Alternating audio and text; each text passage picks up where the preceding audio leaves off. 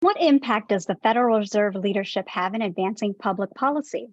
Which skills are critical for their success? Welcome to the School of Public Policy series spotlighting professionals with careers in public policy. Today, we invite you to join our conversation as alumna Terry Schwakopf joins us to discuss her career journey from Executive Vice President of the Federal Reserve Bank of San Francisco to Independent Senior Advisor for Deloitte. Hi, I'm Whitney Sheridan, Director of Communications for the School of Public Policy at Penn State, along with Catherine Baumgardner, our Director of Professional Development and Student Engagement. Hi, Catherine. Hi, Whitney. It's so great to be with you today. Terry Schwakopf currently serves as an independent senior advisor for Deloitte, focusing on regulatory, risk management, and governance.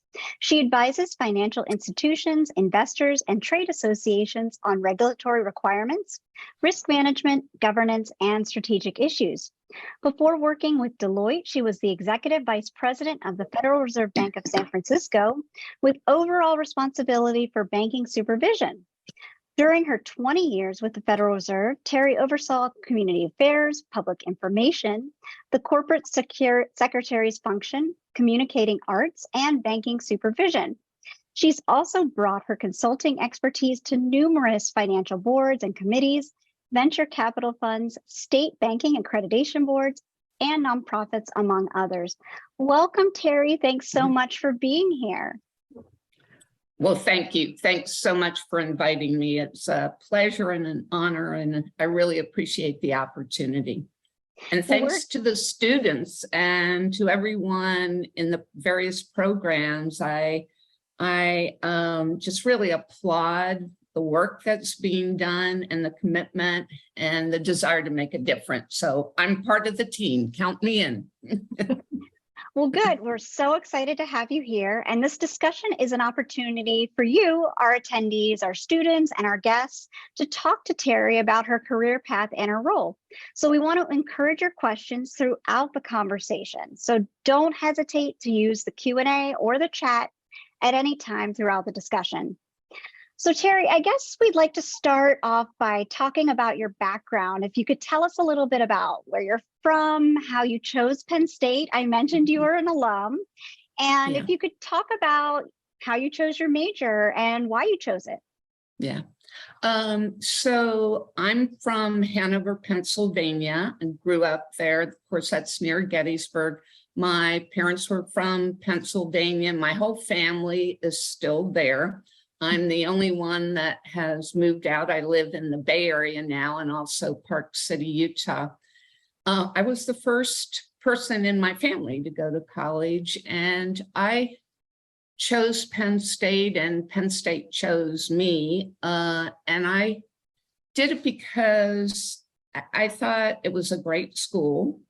It was logistically close by. And honestly, I was thinking, I had looked at other schools, Colorado, Arizona, and the idea of moving out and getting a different experience. But I thought, why would I do that? I get a fabulous education at Penn State and at a reasonable cost. The return on that investment is terrific. So it was almost a practical decision, right? So that's how I chose the school. The major at the time, I really didn't have a driving desire for a particular field, but it was a time of Vietnam War protests, a lot of political upheaval. And for me, I was political science major, I should mention that. And for me, understanding government, how it worked, how you could influence it, seemed to be that was motivating to me. It was more about, I need to learn and expand my horizons in this area versus I need to be doing something specific to get a specific job. So I don't know, were those the two questions you asked, where and why? Well, Terry, that's great. And I'm really curious though about how someone with a poli-sci background ended up at the Federal Reserve. Well, somebody with so yeah, it was interesting, Catherine. I'm trying to make the story not so very, very long. But I had done well, first of all, I think maybe I should step back and say that the education at Penn State, the political science, was such a it turned out to be a great foundation for almost any job, right? Because what I learned was how to write, how to think in some ways, how to take a point of view and support that point of view. So it just was a gift in many ways, right? So how I ended up, working in banking and finance. I had a series of jobs, and I was like, well, I think I'm going to be in financial services for a while. I'll do a very short stint at one of the regulatory agencies because I thought highly regulated business, right? And if I had insights on how the regulatory process works, it'll be an advantage for me when I go back into financial services. So I consciously sat down and applied to the FDIC, the OCC, and the Fed. I got an interview at the Fed, got hired as what was referred to as an examiner in the bank holding company group. And so that was my road into the Fed. Now, again, I can give you a little more color on why I stayed for 20 years once I got there. But the idea was, I'm just going to do maybe a year, maybe two, and then go back into business, back into banking. Can you tell us a little bit? So that's where you started. How did you move up the ranks a little bit, and talk a little bit about what made you decide to stay with the Fed? Yeah. Yes, for me, Whitney, and I guess there were a number of different things. One, it was the job was a good fit for me.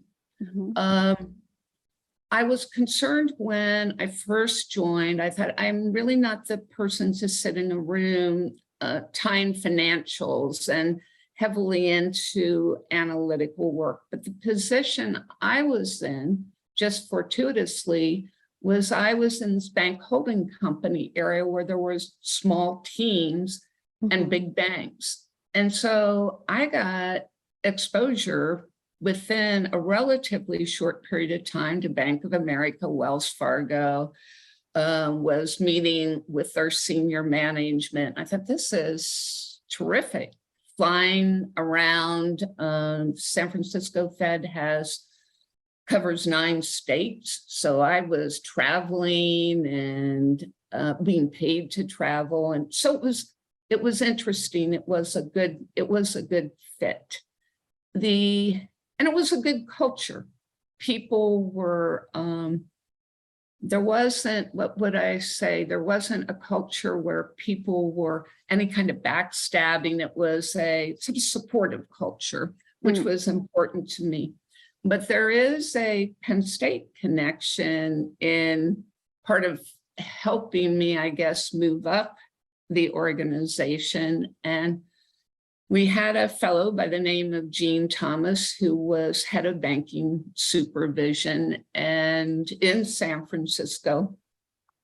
And he was known to be a fairly, I won't say gruff, but he wasn't necessarily a warm and fuzzy person, right? he was a bit people, folks would say a bit hard to get to know and a bit isolated in his position. So one time I coincidentally was heading down to the get breakfast, and he was in the elevator, and we had this kind of chat. I can't remember all the details, but I think I said I had just returned from vacation. I'm from Pennsylvania. I had been visiting family, and I threw in, I said, yeah, I went to Penn State. I'm from Pennsylvania. And he stuck out his hand and he said, look at my ring.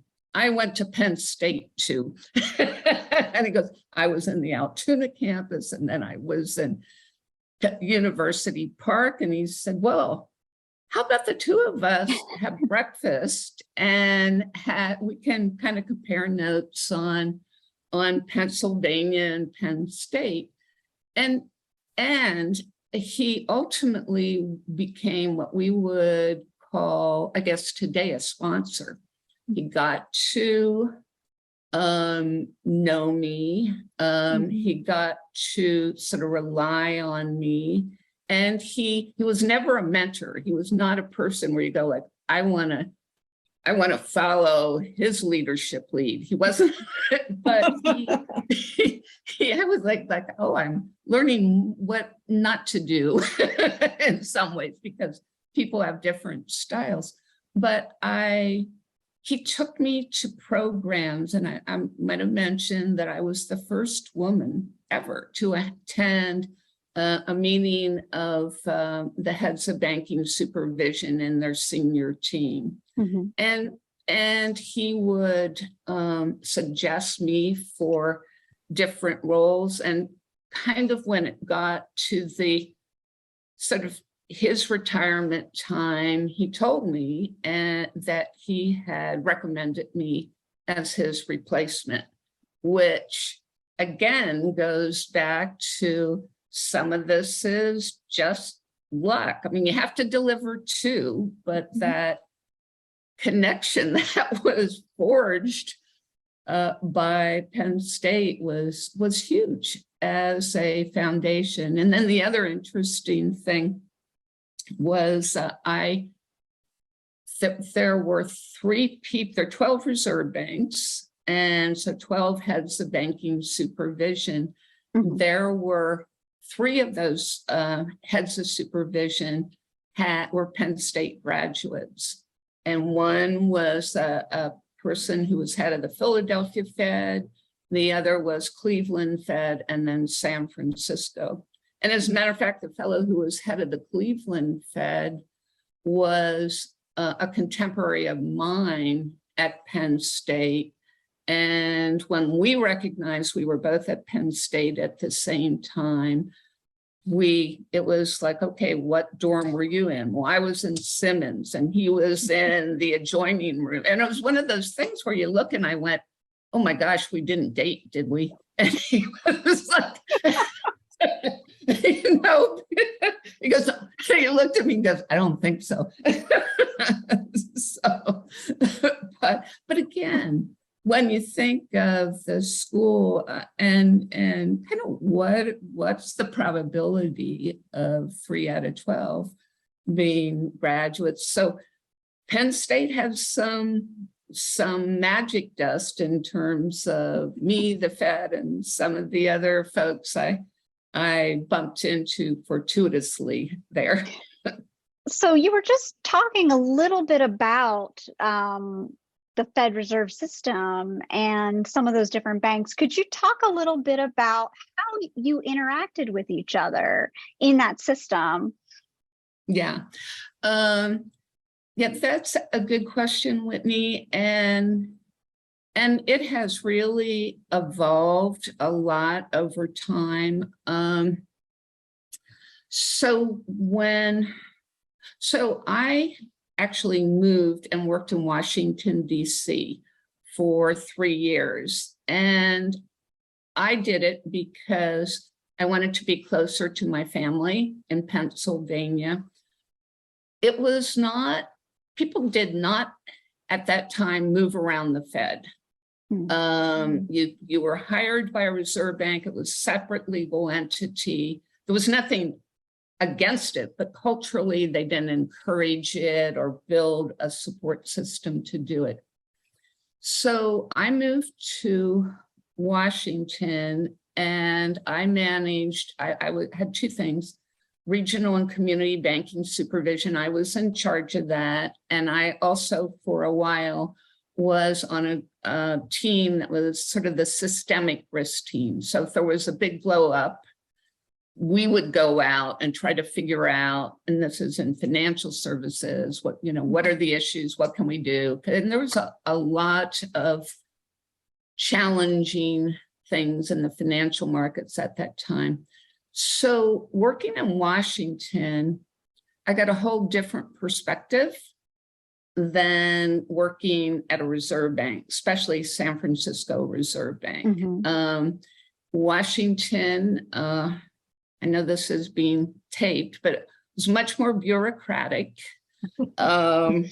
somewhat, and some folks sort of isolated from, I want to say, the particulars of the business world, and it was in their in their ivory towers, and it was good for me to learn that, right? And I think what helped me in my career, I spent 3 years there.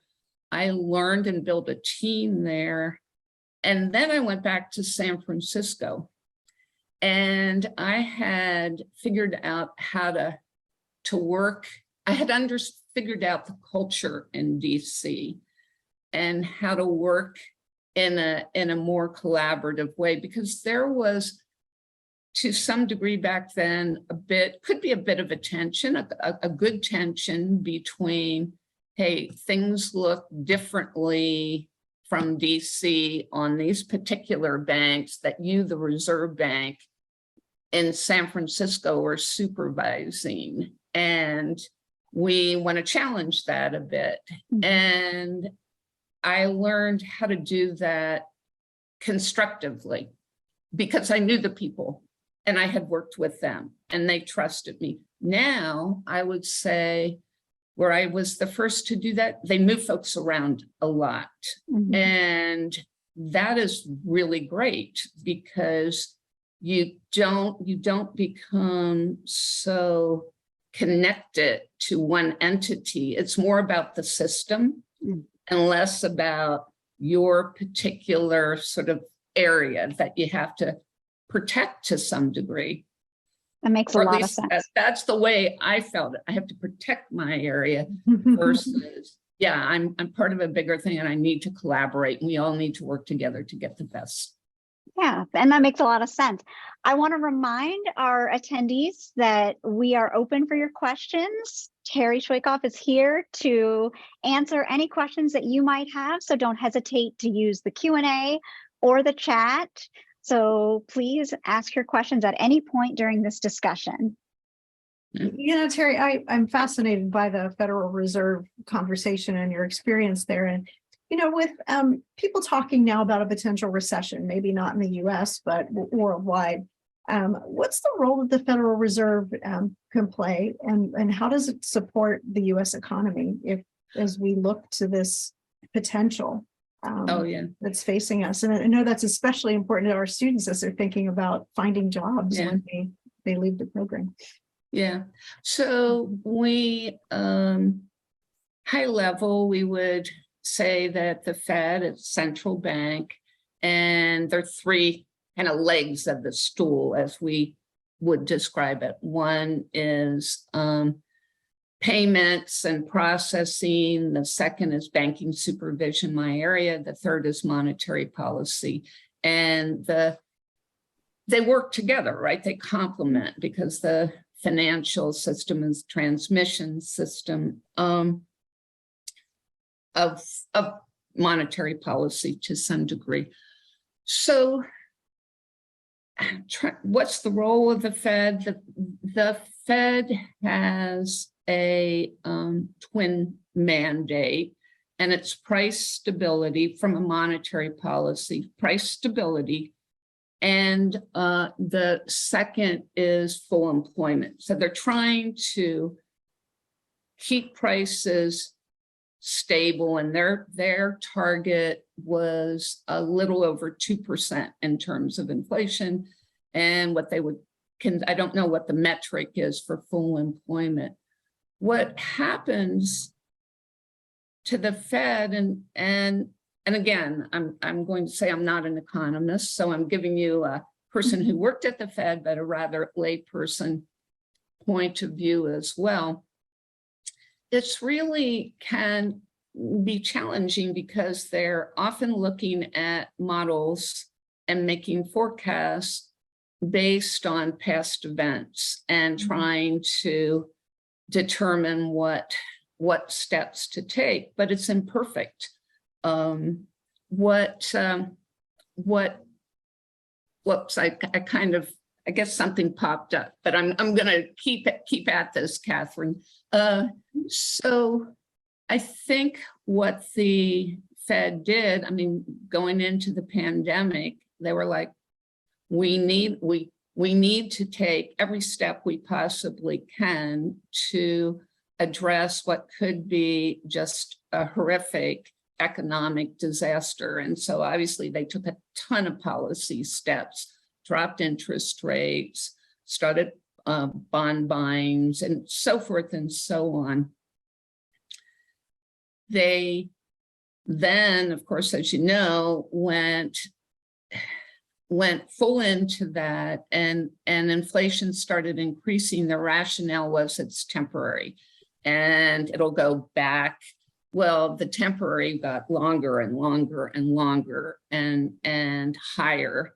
And what the Fed is really trying to do as much as it can is bring inflation down. They've been obviously very aggressive in increasing interest rates. Some would say too aggressive.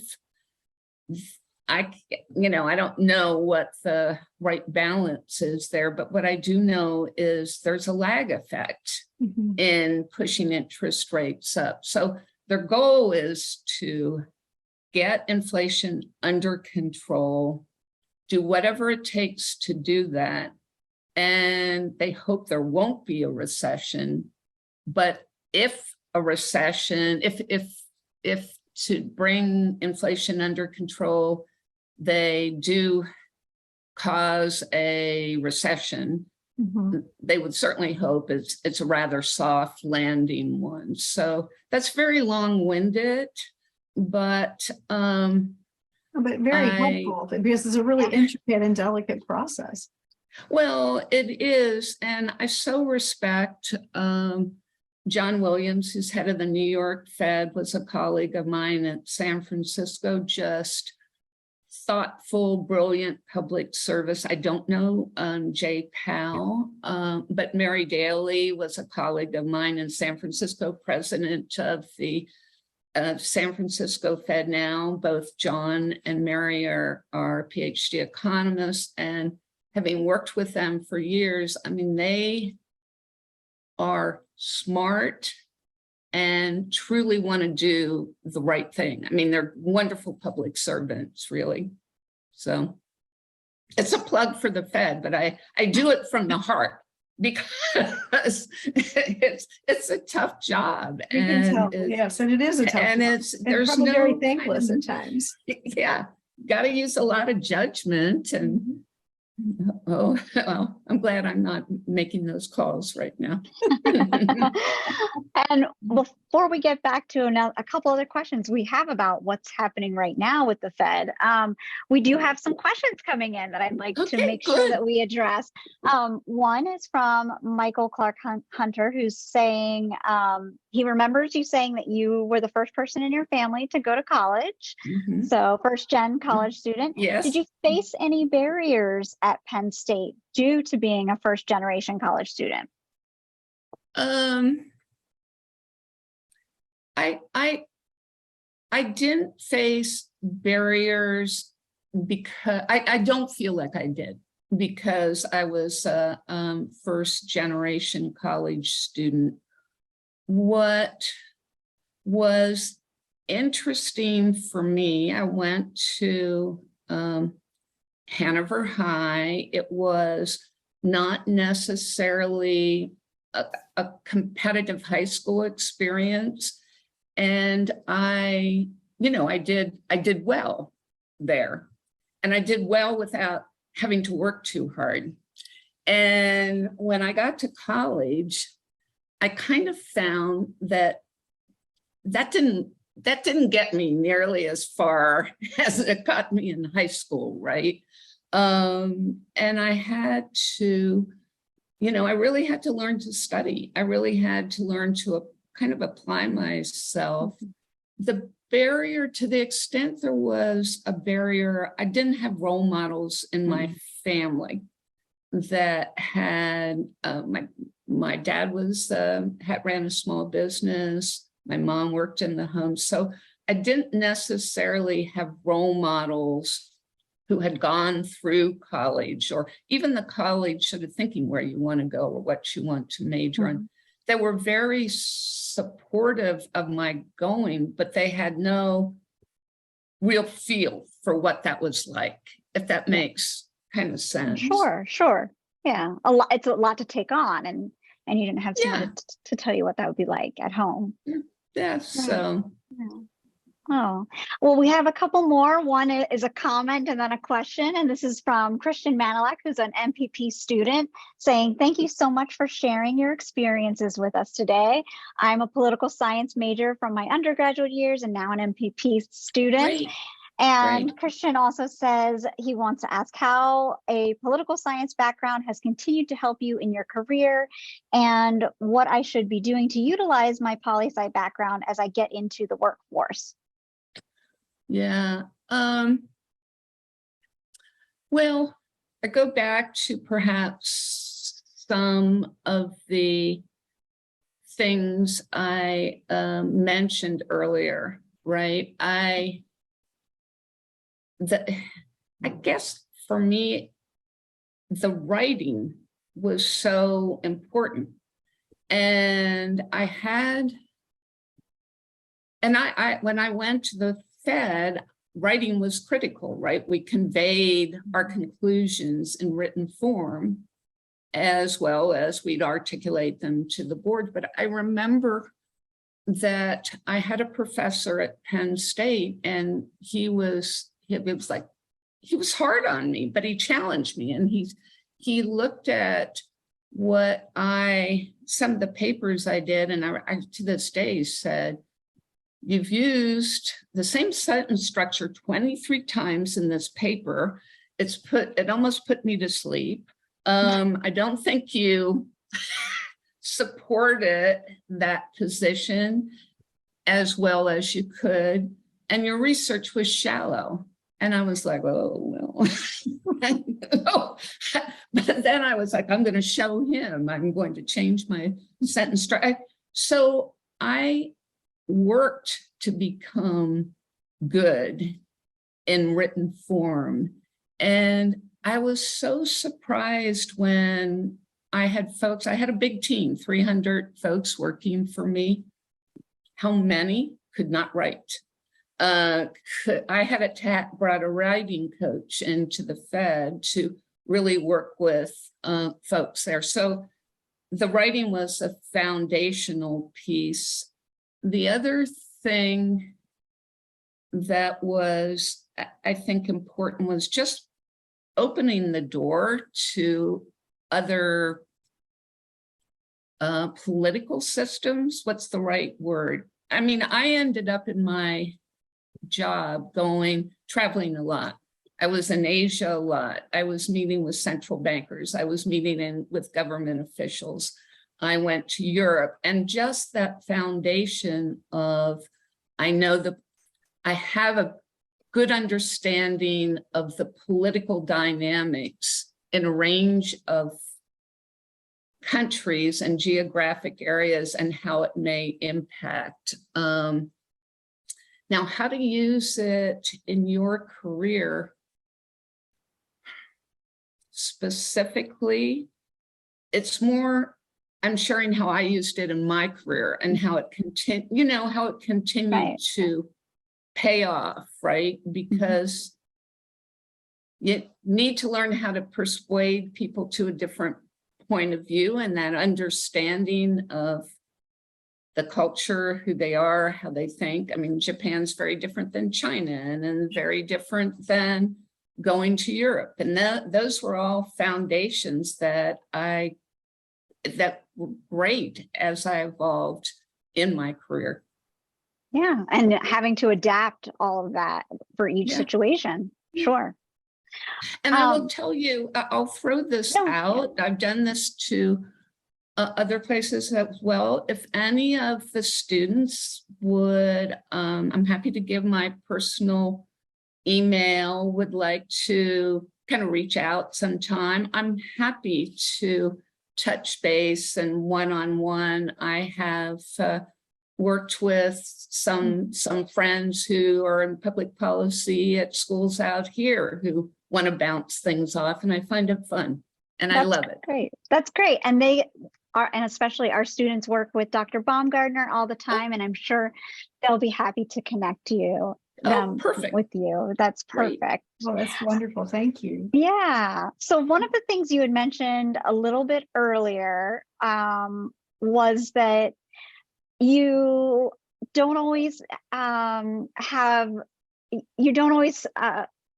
for someone who's in finance, you have a little bit of trouble with numbers. So I wanted to ask you a little bit on how you maybe talk to people and translate that data, or like, what's your strategy with that? Because a lot of people who work in the financial sector, telling people about data and that's communicating data and numbers, that's a skill that has to be acquired. So what's your strategy in that situation? Well, let me go back and say, we all have things that we really like to do and we're good at it. And we have other things that we know we need to do, but it's not our strong spot. And I am not the most analytical person. I'm a better leader than I am an analyst. So that's my strong spot. So what I did, and it was one of my lessons learned, right, as I took over more responsibility, and I realized that what I needed to do is surround myself as best I can with people who were better than me, especially in the places where I didn't have the strength. So to me, it was about hiring the right people, putting them in the right spots, and kind of empowering them, having the right conversations and delegating, so-and-so's a fabulous analyst, or so-and-so's a great speech writer. I don't have to struggle with those things to put out sort of a kind of little bit of an average product when they can do it so much better. So that was one of the lessons learned. The other thing maybe gets to translation. So what we would do, we do a review, and then you go meet with boards of directors of these banks and give them a summary of the findings. And often, I did do a lot of change in that. I said, look, go in and you're giving sort of a bureaucratic message with all these numbers. And I'm not sure, I think we need to work on how do we convey the most important things in the best way and don't get just mired into detail, and where you have these folks just their eyes are glazing over. So I spent, and still sometimes do, I try to figure out how do I get a point across that might be highly technical or dense, especially for people that are not in that space.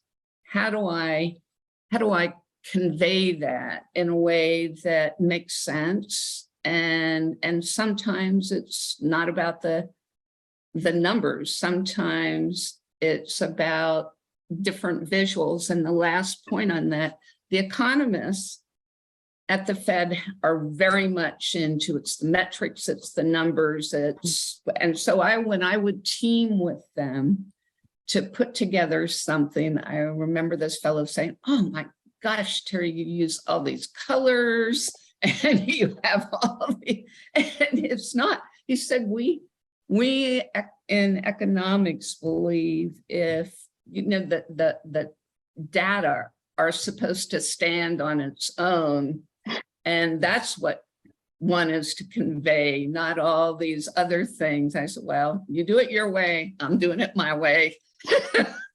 So don't discount really cool charts and graphs. Yeah, no, I think it is right. Don't discount. And your presentations do matter. They do. Well, and that was the point I would make for my teams sometimes. You work so hard, you spent weeks analyzing, and your end product are your report and your presentation. So if you've got to put as much work in thinking how you're going to convey that so people understand the message. And I would make them practice with me and just use visuals, and because I felt like it was critically important. Communication was critically important. That sounds like great advice. I want to remind our attendees that we still have plenty of time for questions for Terry. So we encourage you to ask those questions in the Q&A or in the chat at any point. Terry, I loved your response about surrounding yourself with a team of people who are working to what they're good at. It's such a wonderful support to why we use strengths assessments with our students and actually help them to understand what their natural talents are and how to lean in and lean away and build teams around them that help to support them. So thank you for that. I couldn't pay you for better support for why we do what we do. Well, that's great. And honestly, early on in my career, it was a bit Darwinian, right? There wasn't much executive training or different types of programs to help people become more self-aware or work in a group. It did evolve over time, but it was kind of hard to begin with. I hired a consultant to help me with that, and also with questions of how do you change the culture of an organization, because someone pointed out to me when I took over supervision in San Francisco, I really didn't think the culture was constructive. People were in their little isolated areas and didn't share information horizontally, were protective, sometimes didn't move forward fast enough because they wanted to have everything be perfect. And so I said, well, I need to change the culture. And the fellow working with me said, you don't change culture without changing people. And so I worked really hard to try to describe the behaviors that we were looking for and rewarded people based on those behaviors versus because they would come and say, well, I did this job and now I should be promoted. And I was like, well, you did that job, but you irritated everybody. And it's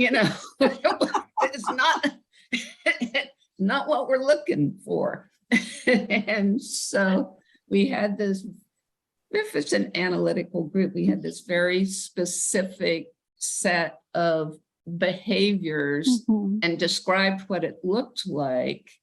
And between that and then looking and saying, okay, some folks are really stepping up because they have those skills.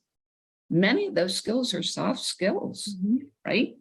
Going back to the assessment, sometimes the soft skills are the most important skills and the hardest skills. So, yeah, I appreciate that so much is being done now that really wasn't necessarily in place when I got started. It was more like, well, I had to do it the hard way, so do you. Well, it sounds like you've become such a mentor to people within your organization. And I'd love for you to talk just a little bit about mentoring. And you mentioned there was a difference between sponsorship and mentorship. So maybe tease out the differences there briefly and maybe share with us a little bit about the mentoring role that you like to play. Yeah. Well, I tried earlier to describe a sponsor, which would have been the fellow I worked for at the Fed.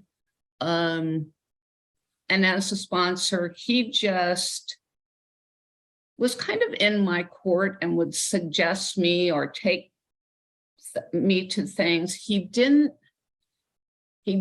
spend much of any time trying to teach me, right? I mean, to share what lessons he learned and how to think about things. And when I can describe mentoring with that, it's easier for me to describe it. So I was on a board, and there were a lot of challenges in some of the management ranks, and we got coaches for a number of the executives, which I'm very supportive of. And one of the women who was going up the ranks, and she was in charge of an important area. And I worked with her because I chaired the committee, the Risk and Compliance Committee, and she was the lead person. And it was certainly informal, but she would reach out to me, talk about what she was trying to do, the challenges she faced. She would ask me for feedback. She would ask me to, how would I approach something? So I was a sounding board, and I gave her, we probably talked every 2 weeks. And she would then ask about, well, how do I balance my family? And my job, and what do I take on? And then it was kind of funny because the CEO said, well, we'll work and get a coach for this young woman. And she said, no, I don't need a coach. I have Terry. She's my mentor. She's the person I go to. And so I did sponsor and support her, but I also tried to be a role model and a sounding board and a suggesting board, if you will. Does that make sense? The difference. It does. One is opening doors and one is developing your talent. Yeah, I like that. I got to use that, Catherine. One is opening doors, the other, yes. Oh. Note to self. Love it. We have a question here, another one from Michael Clark Hunter, and this is great because this kind of applies to the question I was just about to ask you. He said, I'm thinking about applying to work at Deloitte after I graduate in May. Do you have any advice for doing well at Deloitte? Oh, yeah. And again, I'm happy. We talk quite a bit about talent at Deloitte. We've been affected, as everybody else has, by the sort of great resignation. So applying to Deloitte, as best I understand how it works, and I've talked to people, they have cohorts, and they do the hiring from colleges as a sort of a group and bring the group in, because I was trying to work with someone who was not going through that process, a recent college grad, and was reaching out independently. Very hard. It's much better to find out when that hiring process is and connect. And I know they think Penn State is a great school for, so I'm sure they recruit from Penn State. Now, the second part is what area?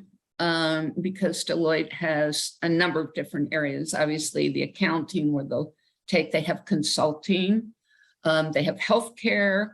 They do have areas within sort of public policy within some of these different areas. It is not, I can probably find out more depending upon the interest, how that works, and I'm happy to do that. In terms of being successful at Deloitte, and I've been an advisor, I'm not an employee, I'm an advisor. I think it is culturally, it's a great firm. Their people work hard. There's not a sort of an arrogance inbred into it, or I wouldn't have stayed as long. But you do have to sort of take responsibility for your own career, right? I mean, they do have a support system, but there's much more around, what's the right word? Initiative isn't the right word, but I can tell you what didn't work at Deloitte. We had folks who came out of the regulatory agencies or very structured organizations that sort of were used to waiting to be told to do something or assigned to something. And Deloitte is much more, you create your own future. You build relationships within the organization. Look for informal mentors and supporters that tell you the ropes. And yes, you'll get assigned, but a lot of it is how you really, build those connections you need yourself. And again, happy to talk more, but it is a great firm, and I've been there for a long time as an advisor.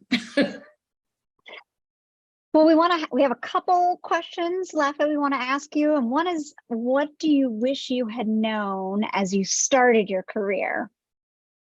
Yeah. Well, one, there are a couple of things. One was, I wish I'd known a ton of stuff, right? All the things we're talking about. But one is I wish early on that I had sort of more balance. I just worked, and sometimes I worked, much less efficiently and effectively because I didn't take breaks from it.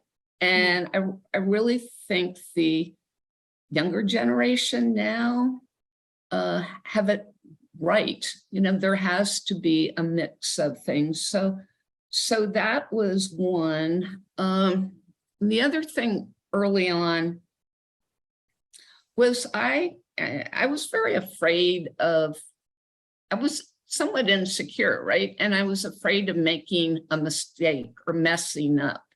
And so you could call it sort of fear of failure. And I remember when something really blew up for me, and I thought, oh, this is the end. I had to do, with Greenspan and something like it couldn't have been in my mind, any worse. But I just felt like, okay, I'm going to pretend that I'm in a play and I'm going to play the part of someone who's going to fix this and take responsibility, blah, blah, blah.